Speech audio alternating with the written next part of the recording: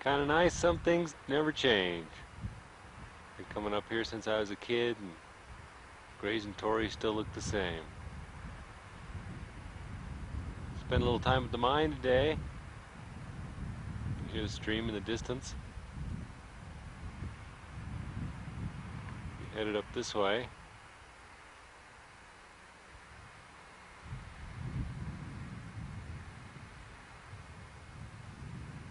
In Stevens Gulch, Colorado on September 6th. Gary is visiting the famous Broken Handle Mining Company's operations.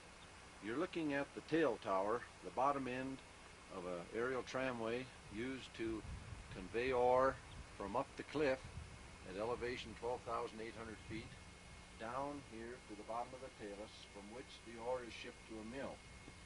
You're now looking up the tramway cable up to the bunkhouse, and also, by the way, there are mountain goats up there. It's approximately 12,800 feet up there at the head tower where we load the ore onto the tramway cable. We'll be going up there shortly. The view of the, what do you call the bottom? Tail tower. Tail tower. This is the tail tower. Looking up the cable up the head tower where there's... How much cable is that? 1,000 feet of cable. So And the ore bags come down about 500 feet a minute. So we get an ore bag down in 2 minutes and back up in about 2 minutes. And there are a lot of wild animals around in addition to the mountain goats. There's conies and chipmunks and marmots, and you might see some around here. The head tower, 1,000 feet up the cable. This is where we actually load the ore onto the tramway cable. And the reel that you see holds the restraining cord so the ore doesn't go down free fall. Just beyond Mark Houghton, who is at the head tower, you'll see a couple of the numerous mountain goats which abound in the area. A recent government publication said that the timbering has destroyed the mountain goat habitat so severely that they have to go way up in the high country, and you will very rarely see a mountain goat even with binoculars.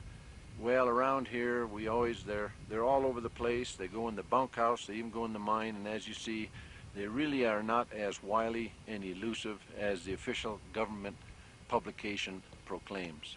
You're now looking over the workings of the Broken Handle operation, including the bunkhouse, the tool shed, and a number of other outbuildings which we have. We'll show you some details later.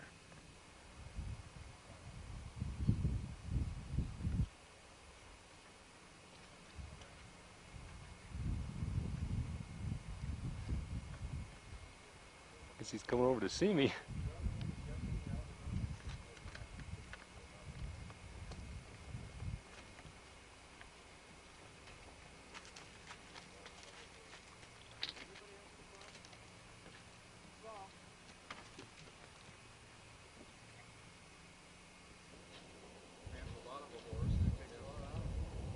Now about 5 feet away from him. Doesn't seem like he's any too bothered by me.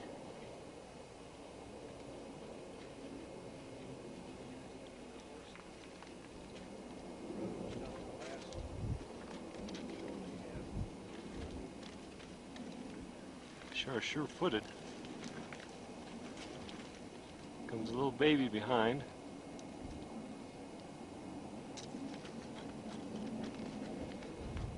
Again, I was on wide angle. Keep from being too close. You can see their fur. They're getting ready for the winter. Looks like they're waiting for a handout.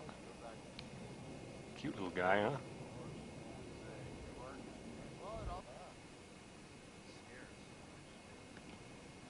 Getting a close-up of the wily and elusive mountain goats.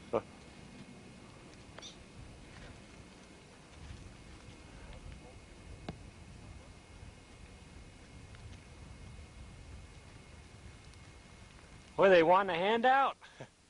Just curious. They come around every time we're up here. They just like to say hello. They're friendly. And the nanny there, she just gets sick and tired of her life day after day with just a kid alone, so she comes around, she's a little bored.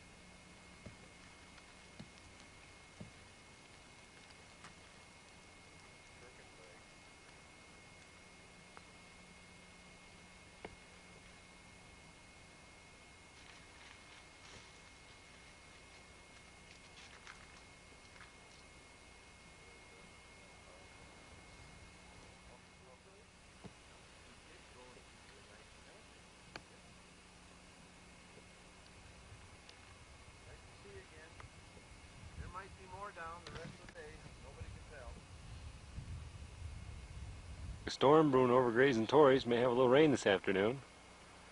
I'm in the head tower. This is how the ore is hooked up through the pipe and then it's hooked onto this part here, which then sends it down the cable. Yeah.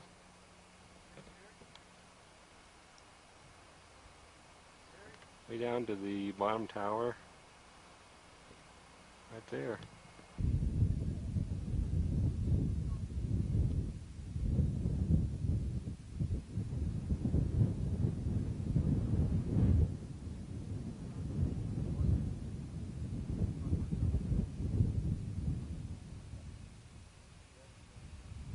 Background. It's the noise you hear.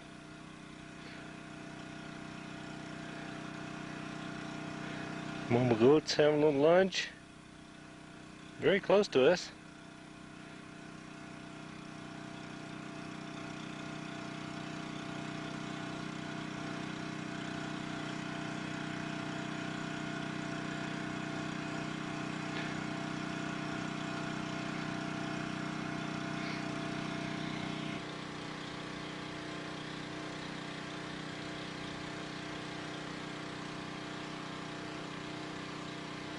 Closer than you're going to get at any zoo, that's for sure.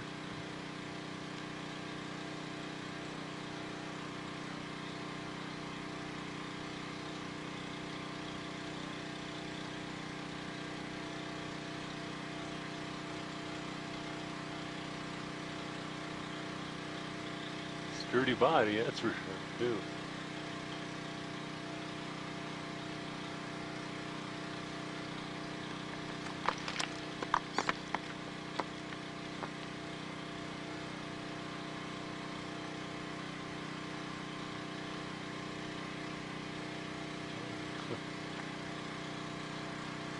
I think he's going to get a handout. At the bunkhouse now. We're up at the bunkhouse now. The goats are around, and a little strange to Gary. They don't know him, so they're not coming as close as they do to the normal crew who's here all the time. But they may change their mind and come back and check Gary out and say hi to him, which looks like that's what they're doing. This mother's been around with us for about 4 years, so she's used to the noise of the generator and the drilling and the crew here. So she just come to say hello to Gary. And that's how it is up at the 82 Broken Handle Operations this Wednesday, 1989. A little closer up view, show you how close the wily and elusive mountain goats actually get to us. And now that they know about us and our operations, and we're all friends. Sometimes we have as many as 9 or 11 of these mountain goats come around, and then they sort of get in the way. You actually have to push them off the trail to get from one place to another.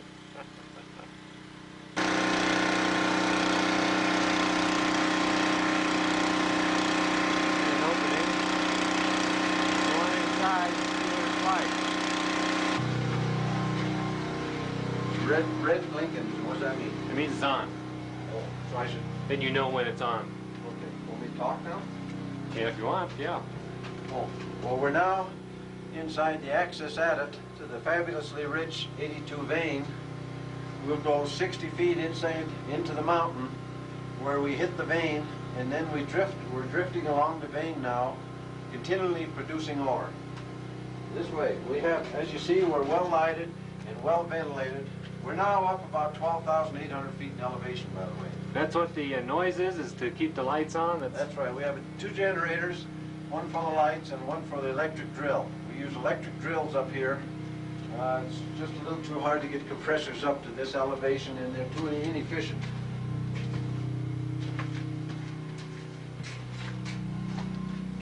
We're now 60 feet into the tunnel, into the mountain. This is where we hit the rich vein, and we're now drifting along on the vein, producing ore all the time. And as we produce ore, we wheel it out to the entrance and lower it down to the head tower where it goes on the tramway down to the tail tower. That's the sequence of events. And we'll be in here drilling here very shortly.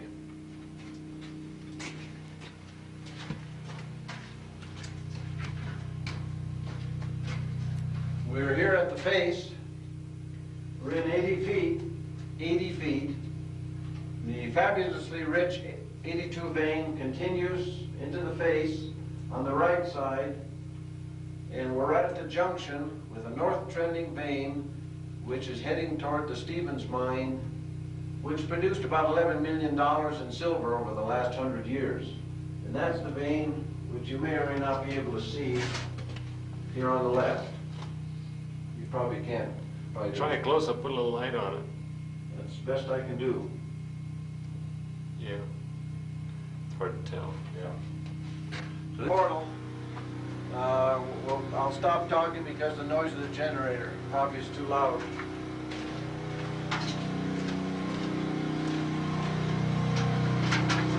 You're looking at Gray's and Torrey's peaks, both of them over 14,000 foot in elevation on the Continental Divide.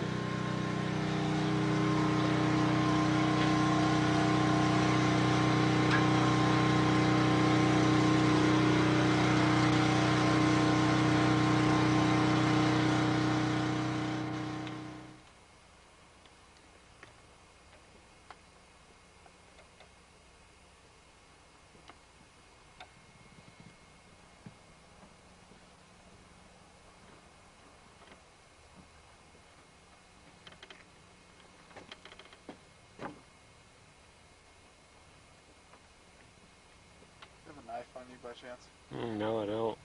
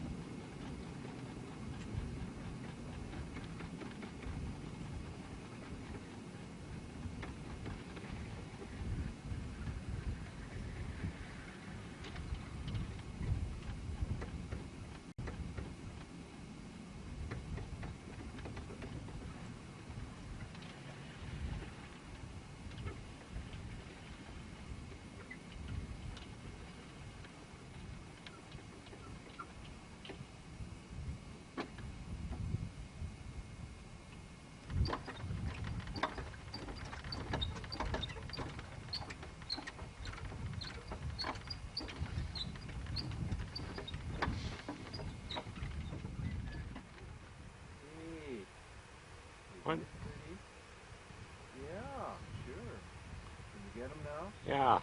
There's little Tony sitting on the rock looking us over, and he's going to go gather some more hay, because it's that time of year when you better start gathering the hay, because that's what that little Tony lives on all winter long when this is under 50 feet of snow. Hey.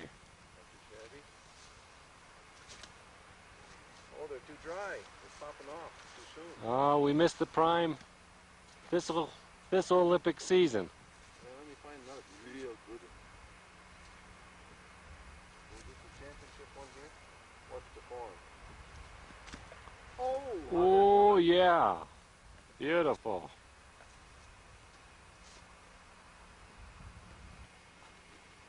Ready for the thistle kicking championship. Here he goes. He's poised. There's the kick. Perfect for height. Perfect for height. 7.8, 9.3. Another beautiful one. 9.1, 9.3. The Soviet delegation says 2.1. and he's just really blasting them. He's really going to town. And there he is, the Olympic winner, Gary Lewandowski, late of Tempe, Arizona. Giving goodbye to Stevens Gulch on this beautiful fall afternoon. Goodbye, Stevens Gulch.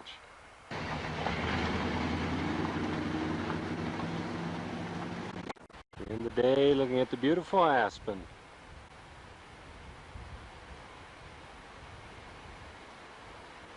Just beginning to turn.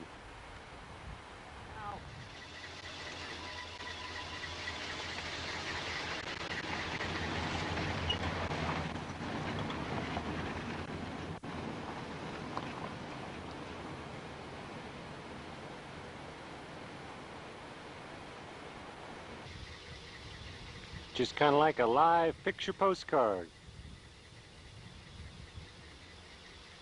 Beautiful blue Colorado sky, Mount Parnassus, and the aspen are starting to turn gold amongst the green pine trees.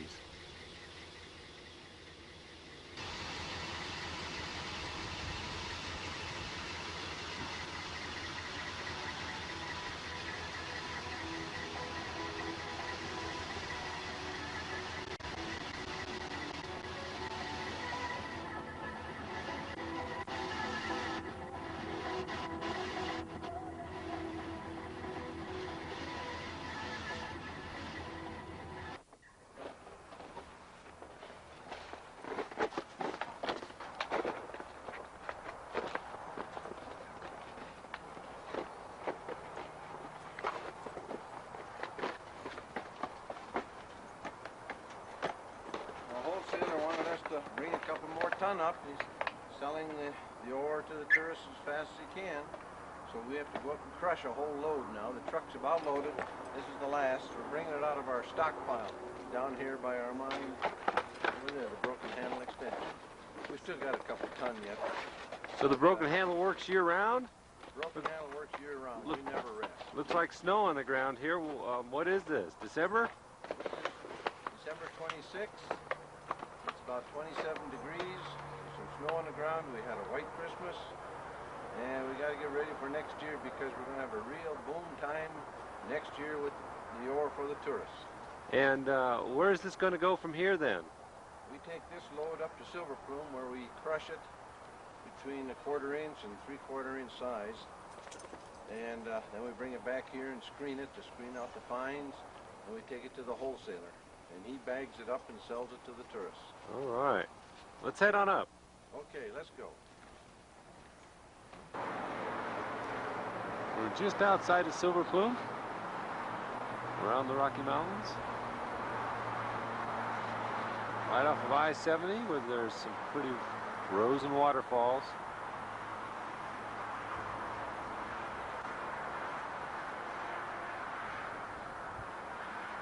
In the distance, Continental Divide.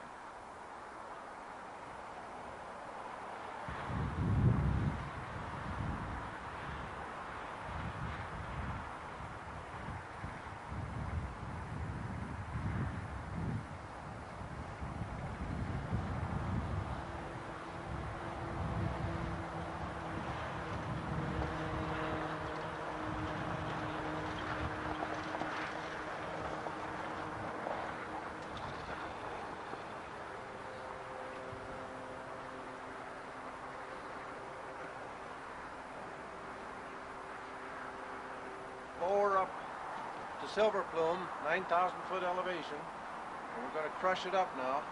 This is the gold silver ore, primarily silver, but there are flecks of gold in it, about a 1/2 ounce of gold to ton, ounce of gold to the ton, and we have to crush it up between 1/4 and 3/4 inch size, and by doing that, to do that, we use a jaw crusher, which is inside this building. Now, jaw crusher works on the basis that there's a 1-inch steel plate that's stationary, then there's another 1-inch steel plate that comes together, and at the bottom, that determines the width of the particle that the big rock is crushed to. We want to crush it to 3/4 inch maximum, so So we have the distance between the two jaws at 3/4 inch. So when we go in, we'll start up the machine, and you'll see the jaws crushing together like that, and they pulverize these rocks like this instantly, down to 1/4 to 3/4 inch size. So come on inside, and we'll take a look at the real jaw crusher.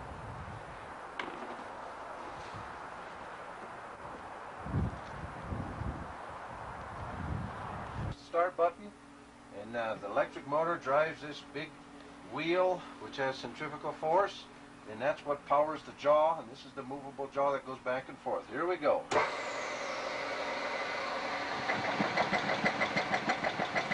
I'll put some of the few rocks in. That's all let's do it. That's how fast these rocks get crushed up. The jaw's moving. I'm going to start her up again. Actually, we're going to run a 1/2 ton through here to be crushed.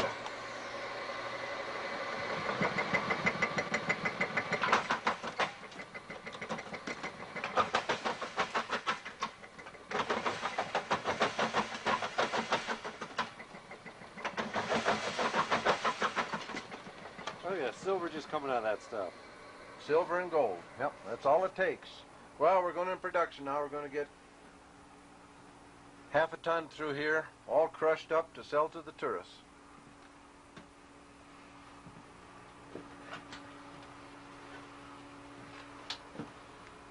Come on outside. Fine stuff looks like. This is almost pure pyrite and gold. See how it sparkles. This is too fine now for the tourists. This is too fine for the tourists. So we're saving this real fine stuff to run through another process to recover the gold. We do not sell this to the tourists. I'll show you what the size is that we sell to the tourists. This is the size that it comes out of the crusher. There's a few big sizes in here, but most of this is just ready to go to be bagged up for the tourists. That's it. We're in production now. Okay, we're outside. We're outside the portal. What mine is this? This is the Mendota mine, belongs to the Jack Pine Mining Company. Oh, I see. How far back in does it go? It goes in, the adit is about 2,400 feet long. Oh boy. The heading. Wow. Was it a producer in the past? It's been a very high producer of silver, gold, lead, zinc, a little copper. Oh, I see. Very interesting. The most famous mines around silver plumes. Thank you. Right-o. And after we get through crushing, you see the box of the crushed ore.